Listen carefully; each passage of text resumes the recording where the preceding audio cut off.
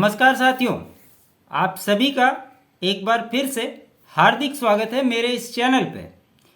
साथियों, आपने देखा कि कल राज्यसभा की यूपी के 10 सीटों के लिए, हिमाचल में 1 सीट के लिए, कर्नाटका में 4 सीटों के लिए मतदान हुआ। और जिस समय मैंने खबरें की थी उस समय वोटिंग चल रही थी, लेकिन हमने ये बताया था कि जो यूपी की 8 सीटें हैं वो भाजपा को जीतती हुई तय मानी जा रही है। वहीं दूसरी ओर हिमाचल में जो 1 सीट था वहाँ टाई हो गया और वोट टॉस के जरिए भाजपा के पाले में वो सीट भी चली गई। वहाँ से कांग्रेस के कद्दावर नेता अभिषेक मनु सिंघवी को उतारा गया था, जिनकी हार हो गई। वहीं दूसरी ओर बिहार से भी खबरें आई, जिसमें कांग्रेस के 2 विधायक और राजद के 1 विधायक टूटकर भाजपा ज्वाइन कर लिए।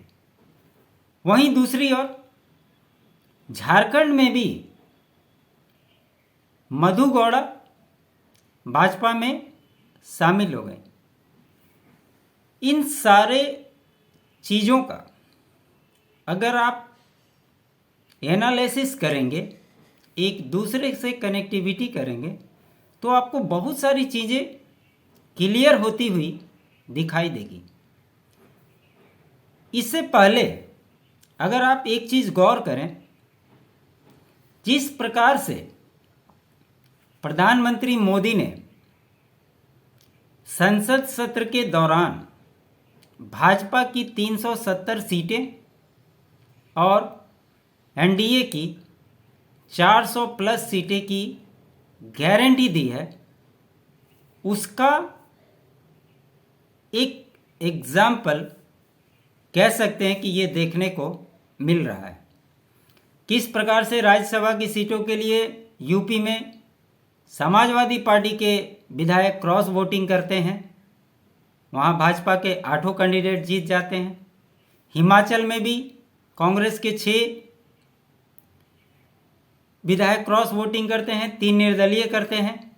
टॉस के माध्यम से भाजपा के राज्यसभा कैंडिडेट जीत जाते हैं।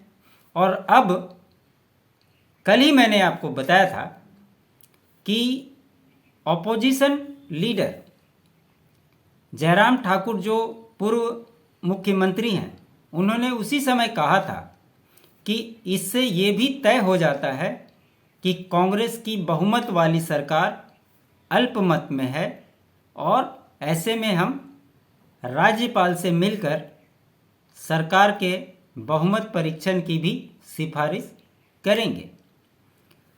तो साथियों, हुआ क्या? हुआ ये कि रिजल्ट आने के बाद उन्होंने स्पष्ट कर दिया, जयराम ठाकुर ने, कि हम कल सुबह, आज उन्होंने 7:30 बजे राज्यपाल से मुलाकात का समय रखा था। और अभी मैं जब आपसे बातें कर रहा हूँ तो खबरें ये आई कि हिमाचल के मंत्री विक्रमादित्य सिंह इस्तीफा दे चुके हैं। इससे क्या कुछ हिमाचल में होने जा रहा है ये देखना दिलचस्प होगा। जहां बात उन विधायकों की है जिन्होंने क्रॉस वोटिंग किया, खबरें ये आई कि वो लोग सुखविंदर सुक्खू, जो वहाँ के मुख्यमंत्री हैं, उनसे नाराज चल रहे हैं। ऐसे में उनका स्पष्ट कहना है कि इन्हें मुख्यमंत्री पद से हटाया जाए। वहीं दूसरी ओर भूपेंद्र हुड्डा और डीके शिवकुमार को हिमाचल भेजा गया है, वहाँ उन विधायकों से बात करने के लिए। ये तमाम सारी घटनाएं आज होंगी। इसका क्या प्रतिफल निकलकर सामने आएगा देखना दिलचस्प होगा, हमारी भी नज़रें हैं उस पर। लेकिन इसी के इतर आज बिहार में कांग्रेस के मुरारी गौतम और सिद्धार्थ, ये दोनों ने भाजपा ज्वाइन किया। वहीं दूसरी ओर संगीता देवी आरजेडी की, वो भी भाजपा ज्वाइन कर ली। और यहाँ पे विधानसभा सत्र के दौरान सम्राट चौधरी ने इन लोगों को साथ में लेकर सत्ता पक्ष की ओर इन्हें स्थान दिया। अब इन पे आगे जाकर क्या कार्रवाई होगी, इनकी सदस्यता जाती है, क्या होती है, ये तो समय बताएगा। लेकिन एक बात इसमें दिलचस्प ये होती है कि जहां तेजस्वी यादव अपनी जन विश्वास यात्रा को लेकर निकलते हैं, जनता के बीच अपने 17 महीनों के दौरान किए गए कार्यों को दिखाने के लिए, वहीं ये बात भी महत्वपूर्ण हो जाता है आज के संदर्भ में, जहां लालू यादव ने ये बयान दिया था कि उनके लिए दरवाजे हमेशा खुले हुए हैं। और उसी के प्रतिक्रिया के दौरान भाजपा के एक नेता ने कहा था कि दरवाजे को खुले नहीं रखिए, बंद रखिए, सिर्फ यहाँ से जा नहीं सकता है, ऐसा ना हो कि कोई उधर से भटक कर इस साइड में आ जाए। और उसी के परिणाम स्वरूप आपने देखा कि राजद की एक विधायिका कल भाजपा में शामिल हो गई। इससे पहले भी बहुमत परीक्षण के समय आप सभी ने देखा कि राजद के 3 विधायक चेतन आनंद, नीलम देवी और प्रहलाद यादव सत्ता पक्ष की ओर आ गए थे,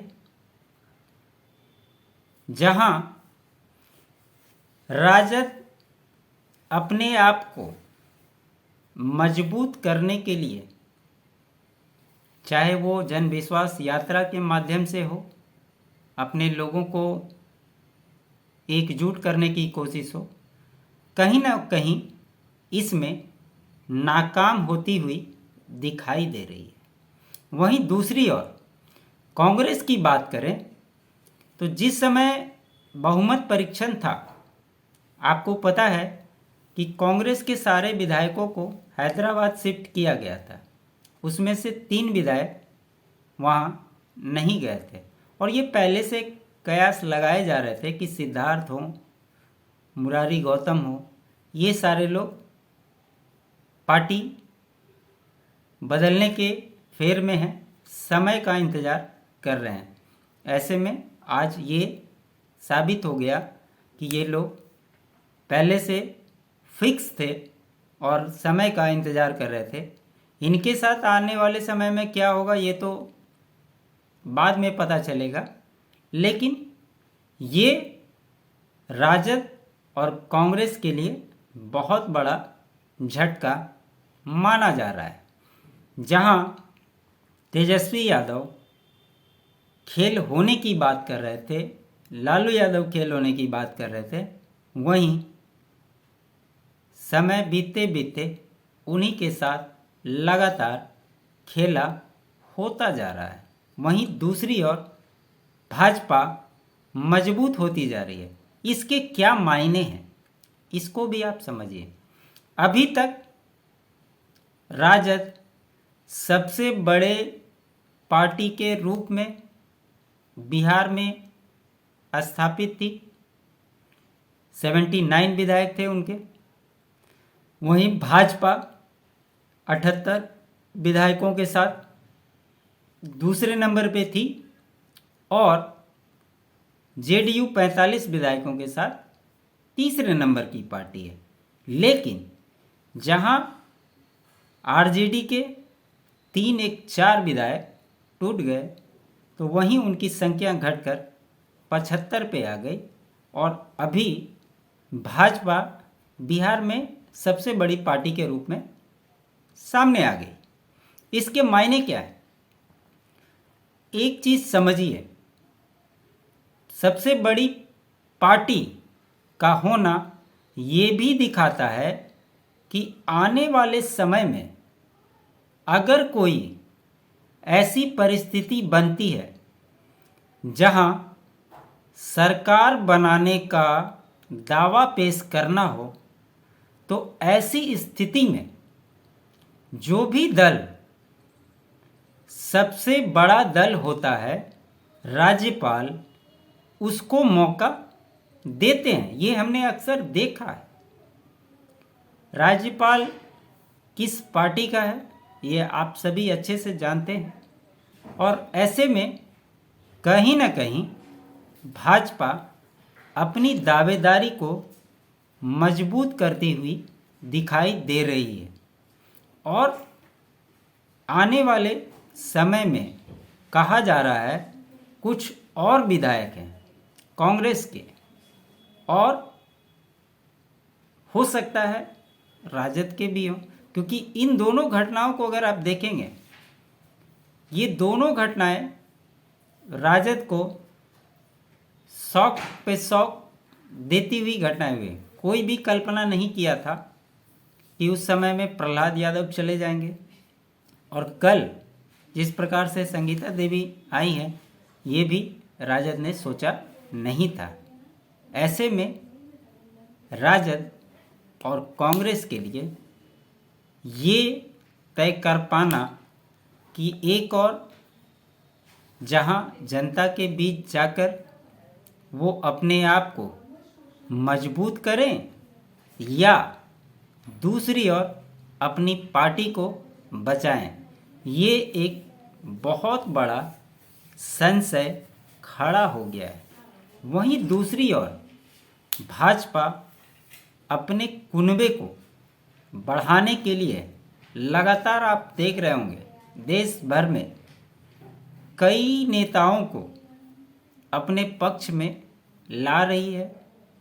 और इसको दूसरे शब्दों में आप ये कह सकते हैं कि अभी उनके लिए ये सिर्फ महत्वपूर्ण है कि नरेंद्र मोदी को तीसरी बार सत्ता में लाने के लिए जो भी रुकावट है उसको कैसे दूर कर सकते हैं। और इसीलिए कई ऐसे नेता जिन पे भ्रष्टाचार के आरोप भी लगे हैं, लेकिन फिर भी उन्हें बीजेपी अपने पार्टी में शामिल की है, और कई को राज्यसभा देने की बात हो या आने वाले समय में जब चुनाव लड़ने की भी बात होगी, उस समय उन्हें टिकट दिया जाएगा। चाहे वो झारखंड की बात करें, मधु गौड़ा के बारे में आप लोगों को याद होगा या नहीं, उन पे भी बहुत बड़ा घोटाले का आरोप लगा था, करीब करीब 1000 करोड़ का। उन पे भी केसेस चल रहे थे, जेल में भी थे, लेकिन आज उनकी पत्नी को शामिल कराकर इन आरोपों से बीजेपी भी बच नहीं सकती है। लेकिन अभी के परिप्रेक्ष्य में यही दिखाई दे रहा है कि उनके लिए सबसे इम्पोर्टेंट 2024 का चुनाव और नरेंद्र मोदी को तीसरी बार प्रधानमंत्री बनाना सबसे बड़ा लक्ष्य उन्होंने जो रखा है, उसके लिए वो कोई भी समझौता करते हुए दिखाई दे रहे हैं। वहीं दूसरे दलों को किस प्रकार से तोड़ने की बात हो या वो खुद टूट कर जा रहे हैं, इस पे तो हम कुछ नहीं कह सकते।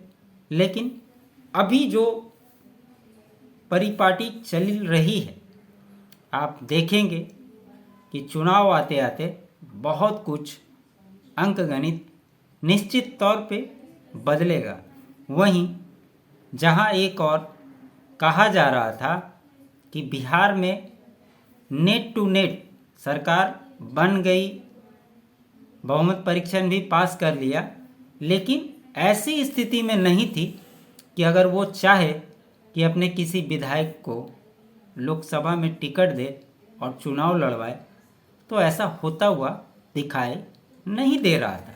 लेकिन अभी जो 6 विधायक महागठबंधन के टूटकर इधर आ गए हैं एनडीए में, तो कहीं ना कहीं विपक्ष एक कमज़ोर हुआ है और वहीं दूसरी ओर सत्ता पक्ष मजबूत होते हुए दिखाई दे रहा है। और कहीं ना कहीं अपने प्लान में विपक्ष को उलझाने में भाजपा कामयाब होती हुई दिखाई दे रही है।